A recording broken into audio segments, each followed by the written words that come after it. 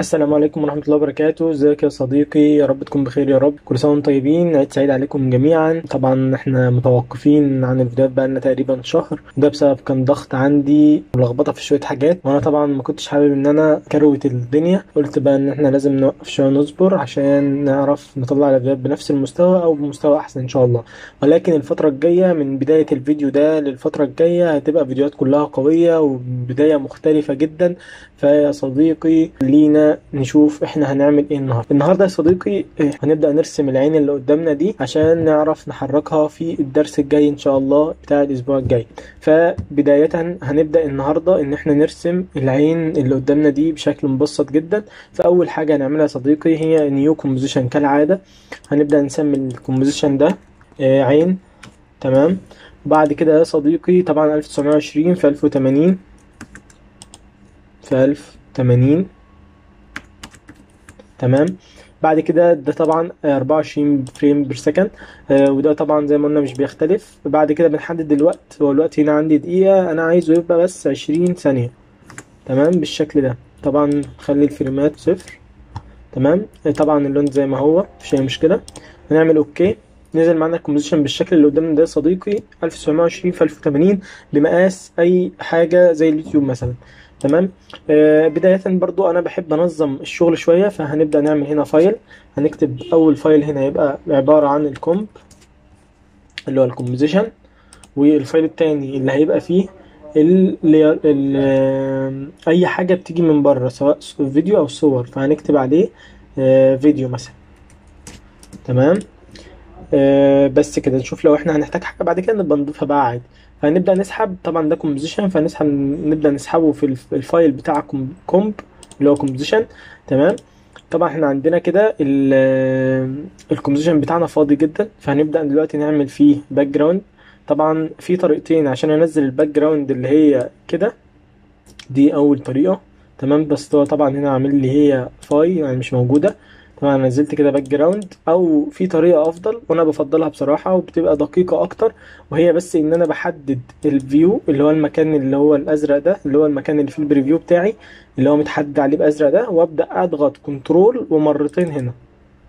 بس كده يا صديقي انا نزلت الباك جراوند بتاعتي على مقاس الكومبوزيشن بالظبط. طبعا انا هلغي الفل خالص، هتبقى بالشكل ده قدامك كده بقت على المقاس اللي احنا عايزينه. كمان قفلناها بالقفل هنا عشان تبدأ انها ما تتحركش معانا لو جينا نعمل اي حاجة.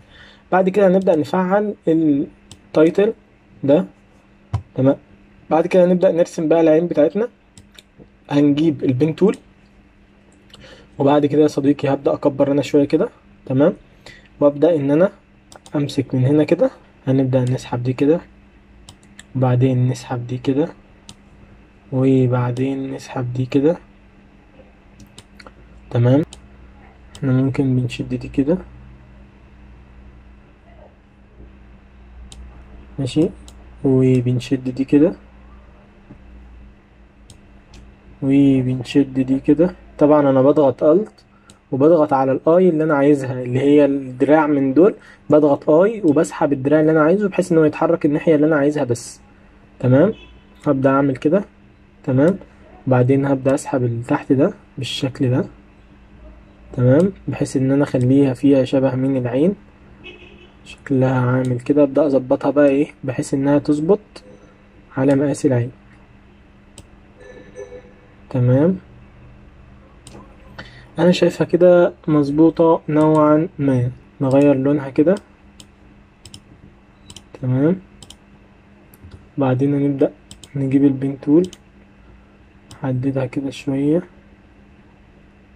اهي. ننزل دي كده شوية، نجيب دي كده شوية، ونجيب كده شوية بس ونشوف. بس اعتقد شكلها كده مناسب جدا. النقطة السوداء اللي بتبقى جوه العين طبعا بنبدأ نرسم بالشكل ده، وانت ضاغط على الشيفت عشان تبقى منتظمة معاك بالشكل اللي قدامك ده. بعدين طبعا اغير لونها للون الاسود، هتبقى عاملة بالشكل ده قدامي. تمام. برضو ممكن. ماشي. طيب انا دلوقتي عايزها تبقى جوه العين هنا، اعمل فيها ايه مثلا عشان تبقى جوه؟ ببدأ اجيب افكت اسمه سيت مات هنا. من الافكت اند بريسيتس، هعمل سيرش عن افكت اسمه سيت مات اللي هو ده، وابدا احطه عليها. فبالتالي ببدا اختار الشيب اللي انا عايزه اللي هو الشيب رقم 2. فبالتالي بقى جوه العين زي ما انت شايف بكل بساطة كده. بقى انا العين العدسة اللي جوه العين اهي. عشان لو حبيت تحركها كده او كده اهو، لو كبرنا مثلا شوية جينا نحرك كده او كده، يبقى الموضوع مرن معاك اكتر وشكله الطف شوية. بكل بساطة احنا النهاردة رسمنا العين. هو درس خفيف وبسيط ماشي. طبعا على حسب بقى، احنا ممكن مع شوية شغل نعدل الحاجات دي، بس المرة الجاية هيبدأ يوضح معانا الشكل أكتر بشكل أبسط، ونعرف نحرك العين بشكل أفضل شوية. تمام. فالدرس النهارده كان خفيف وبسيط، وكان بس بيدل على رجوعنا تاني للشغل والفيديوهات وكده. بإذن الله المرة الجاية نبدأ نحرك العين دي ونعمل فيها شغل أكتر، بحيث إنها تكون شكلها واقعي بشكل أكبر شوية. طبعا ما تنساش تعمل لايك وشير وتشترك في القناة عشان تشوف كل جديد، عشان نوصل 2000 متابع بقى يا صديقي، وعشان المحتوى اللي جاي هيبقى قوي جدا. ما تنساش تفعل زر الجرس عشان تشوف كل الفيديوهات اللي بتنزل واحدة واحدة. شكرا جدا ليك يا صديقي، السلام عليكم ورحمة الله وبركاته.